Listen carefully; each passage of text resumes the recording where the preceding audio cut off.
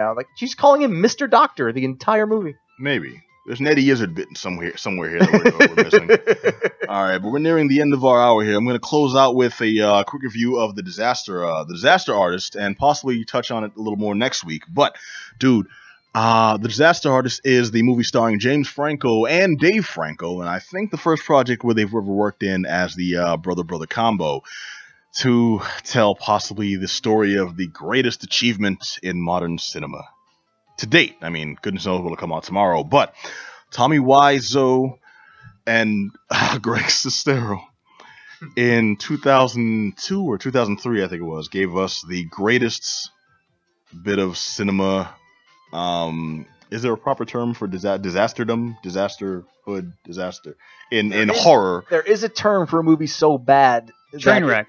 No, it's some weird. Train wreck is up there, but it's some weird cinematic official proper thing. I can't remember what it is though. Cinema garbage, if you will. There we go. But we're talking, of course, about The Disaster Artist, The Room, documenting the events that would eventually achieve the cinema release of The Room, a movie made famous because it's so just daggone bad.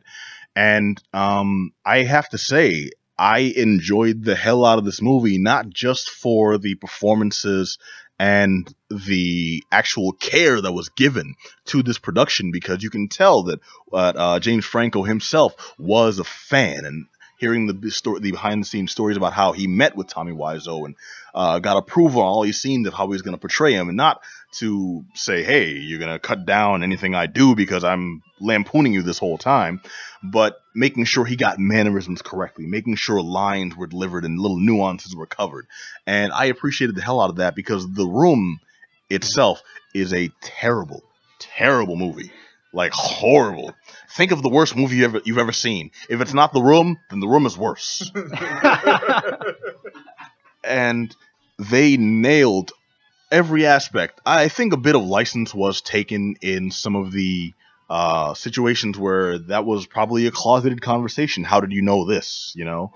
But besides that, everything else was done spot on. As somebody who's seen The Room many, many times in life and has memorized, much to the dismay of my sense of good taste, several parts of the movie, I have to say, without hyperbole,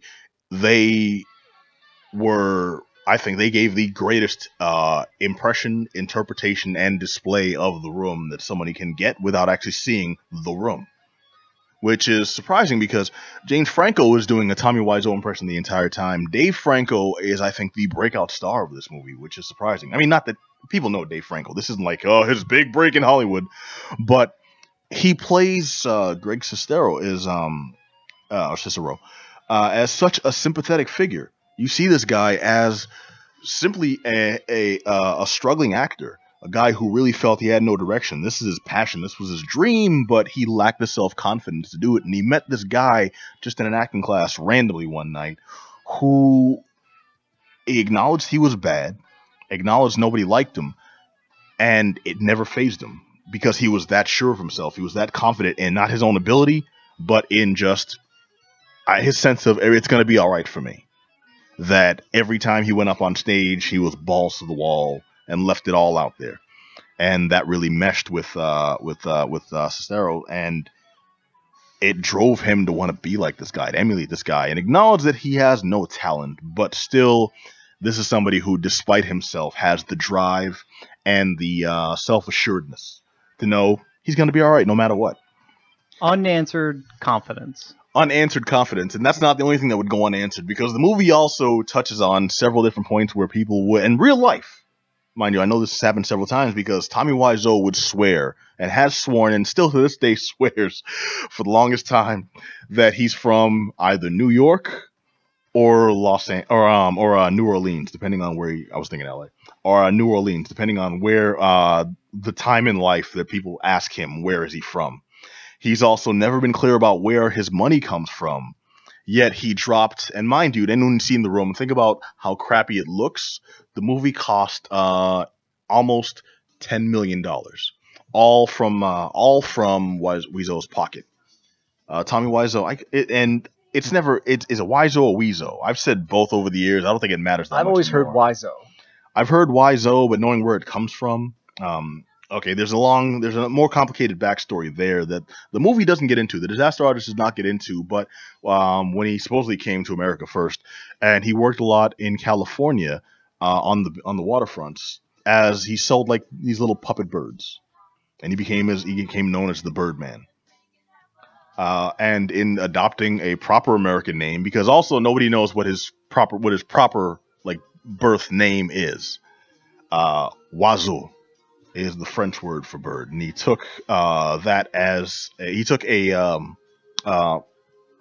form of that as his last name. Yeah. So Tommy Birdman, the Birdman became Tommy Oiseau. An American take on the French label for bird. Yes. Okay. So Tommy Wiseau, Tommy the bird, Tommy Oiseau. That part isn't touched on in the movie, but it didn't need to. This was all about the production of The Room itself and what would eventually propel Wiseau and Serro to unwitting stardom. Because they made such a bad movie, and the entire time, this movie is very well aware of itself. It's aware that this is about a guy who is weird. And everyone agrees is weird. And everyone around them is like, this is a weird thing that we don't have to do and it's going to cost a lot of money. How about we do this, which is simple, practical, has been done 1,000 times, has been proven to work. Like, no, this is real Hollywood filmmaking. That's why I'm buying 2 different types of cameras to shoot simultaneously with.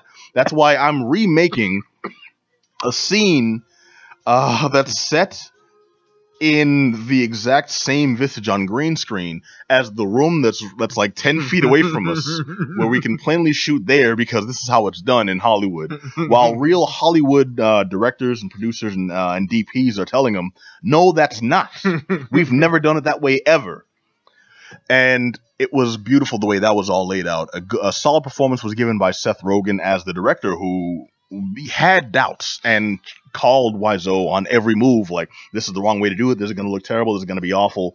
But you know what, same way you've ever worked a bad job, as long as that check clears, it's just like, you know what, hey, I gave my 2 cents, you're still paying me, I'm gonna do the best damn job I can do with this, what's available. You can only go against the paying man so much before, you don't want to cross that line where, all right, you're not going to listen to me, you're fired. That kind of thing. Right? Yeah, he fires people like 8 times in this movie. Really? He fires them, and then it's like, you're fired. I'll see you tomorrow.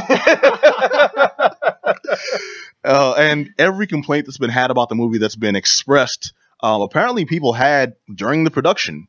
Like, why in the sex scene we're seeing so much of Tommy's butt? Oh my god! And nothing else. Oh, that's sexy. Why is he making love to her belly button? Oh. Complaints people had during the movie. He's like humping her too high. Yeah. To simulate. It's so. And apparently you got to see it. You have to see it. It's the sex scene is unbelievable. It is. Is this something where should I watch The Disaster Artist first and then watch The Room? Watch The Room, because watch The Room. Take a good long break in between, just to reflect on The Room and let the full experience sink in. And detox from it. No. Yes. No. Yes. Detox from it. Wallow in it, like see the movie and then talk with friends who've seen the movie about how bad it is. Compare notes on what you noticed that was terrible, because as many times as I've seen the movie, I always talk to somebody else who's seen it and they point out something that was there that I missed because I was just so transfixed on all the other stuff that's horrible with this production. He goes to a flower shop. Oh, the flower shop. That's supposedly his favorite flower shop, with a woman who it's his favorite customer, yet she doesn't recognize him when he comes in. And he has no idea how much anything costs. And all the dialogue is like, no one's facing the camera whenever they're speaking. No one's facing the camera, not facing each other. And the whole transaction takes place in like 18 seconds. Oh my god. Yeah, they give it takes like it that flower shop scene is like 18 seconds of. Yeah, it could have been written by Michael Machida. They walk in, they're talking to each other, everything was well choreographed. They're in, by pay, a monkey they're out. slapping a typewriter. My god! Yeah, but it's like I think it's the flower scene. The flower shop scene alone encapsulates just what this movie is. Yeah, it takes 18 seconds of your life. Indeed, the transition would be one sided. It's like if we actually had this conversation. Johnny, how you doing? Good to see you. Yeah, I know, I'm your favorite guy. Are we doing the podcast? Cool, we're on. Herb, we're shooting. Okay, Geek Down is over and we're out. And that was like the entire flower scene. Hey, I'm buying flowers. What's going on here? Have you heard this? You're my favorite customer. I know. I'm glad. I'm always happy to come here. How much is this? Here's the exact cost for it. And I'm walking out. Bye, doggy. You forgot the dog. And it's all done so well in the movie. And what I really like is it'd be very easy to go in and just really force how bad the picture is, because we all know it's bad. That's no secret. Actually presenting these things, giving honest performances, sincere performances from everybody. I mentioned Seth Rogen kind of clowning, but he's playing the role of somebody who, yes, this is ridiculous to me, but I'm being paid for a job, so I'm here to do the job. I'm really happy when folks succeed, even though it's ridiculous and moronic, because this is my work. You know, I forget his name. The guy with the teeth. I want to say Paul Scheer. I know. Yeah. Okay. I think it's the guy. Paul Scheer. Got a big gap in his teeth. He's got a big gap in his Right. teeth. Yeah. The comedian. Yeah. I know what you're talking about. He gives a great performance as a guy who, this is ridiculous to me. I'm going to crack jokes, but I'm doing my job and I'm going to do it as well as possible, even though you have 2 cameras for me to actually direct here. And my job is to conduct one. And then he stands up for cast members when Tommy's abusing them. Greg can't really step in because Tommy's close friend, but he knows he's a really unhinged guy. And Scheer is speaking for the rest of us. Like, why are you yelling at these innocent people? They're just doing their jobs, and they're here to do a job that you're paying them for, yet you're the one obstructing your own production.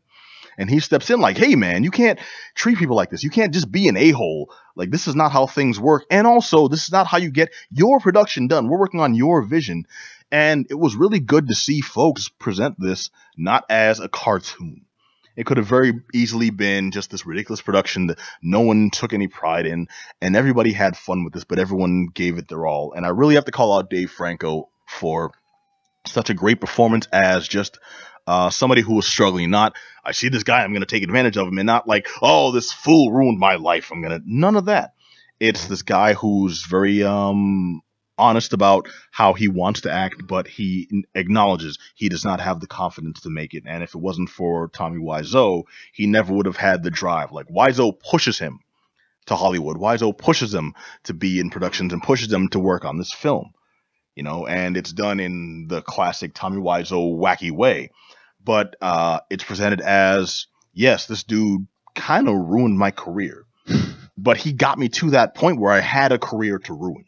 You know, so it's very surprising to see it taken in that direction, because it's still hilarious, but it's not forced hilarity. Well, it's good. It's just the concept of the room is so ridiculous, and Tommy Wiseau himself is just a crazy figure, but it can't help but be ridiculously enjoyable to watch. The movie's called The Disaster Artist. I give it a high thumbs up. What do you say, Mike? I've heard that Greg Sestero does sorry about this. Greg Sestero does the audiobook reading of The Disaster Artist, which is the book he wrote. It's based off the book he wrote, yeah, which is about the production of the movie. Yes. What I've been told is that his Tommy Wiseau impression is like spot on. Oh, I haven't heard the audiobook. I've been super curious to read the book for years, but now that the movie's out, I was like, well, let's see what. If we can get around the copyrights, maybe we'll splice in some of it in the post recording of this to put up on YouTube. But James Franco does a pretty daggone good Tommy Wiseau himself, and surprisingly, the only complaint I've heard about it actually came from another comic. She was talking about how, because her husband is European, I don't know exactly where, she's more familiar with the Polish accent and was able to identify, yeah, so I watched it, and Franco's really doing more of a Swedish accent than a Polish. And I'm like, I didn't hear anything. What's the difference? Well, in the Swedish, they elongate the vowels just slightly longer than the Polish, so I could hear it the whole time. I'm like, you are the only person on earth. There are Polish people themselves who are not going to pick up on that. You are really digging deep. But besides that, I mean, that was her nitpick, not mine. I enjoyed the crap out of this, and at the end, it had a pretty beautiful ending. It ends with the release of the very brief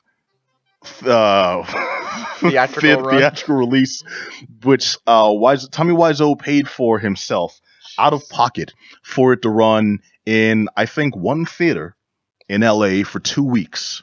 The place it premiered, it ran there for 2 weeks He paid for it to an extra 2 weeks, mind you. He paid for it to run because nobody picked it up. And no one, to this day, no one has any idea where his money comes from. And he's still loaded. So it's not about, well, he put all his money in this film and it failed. No. And the movie is the most successful bad film of all time. He and Greg still tour together to talk about the movie, and they make appearances at live screenings. And I would love to meet them myself and just and not even questions, just to say I was there. Just shake his hand and that's it. Absolutely. Just hand him a microphone, just let him talk. Just let him go. How often have you wanted to like meet somebody because their work was so bad? It's phenomenal. The movie's called The Disaster Artist. It's in theaters right now. I give it an absolute thumbs up. I might even see it again. I love The Room so much. I've seen The Room many, many times. The Disaster Artist was really well presented, really well done. It was made with care and affection. Surprisingly, it was made with appreciation. I really, really appreciated that as a fan of this terrible fiction. And it's something I think anyone who's really into The Room for how bad it is, or how a well-made bad movie, or even just the phenomena it's become over the past few years, can appreciate. Oh, and the last thing I'll say about it is, to prove how accurate they were, the post credits there's a mid credits scene that is various, not outtakes, but various scenes from the movie, some that went in the picture and some that didn't, but they still filmed, played side by side with the original scene from The Room. Oh, really? Yeah. Wow. Oh, awesome. And with the exception of someone's looking here and the actual room they're looking here, minor things like that, it is spot on with everything. And I love that so much. I appreciated that severely. So The Disaster Artist, I highly recommend it. And we have run not just out of time. I think we might be overtime. Oh, so yeah. Herb, shh.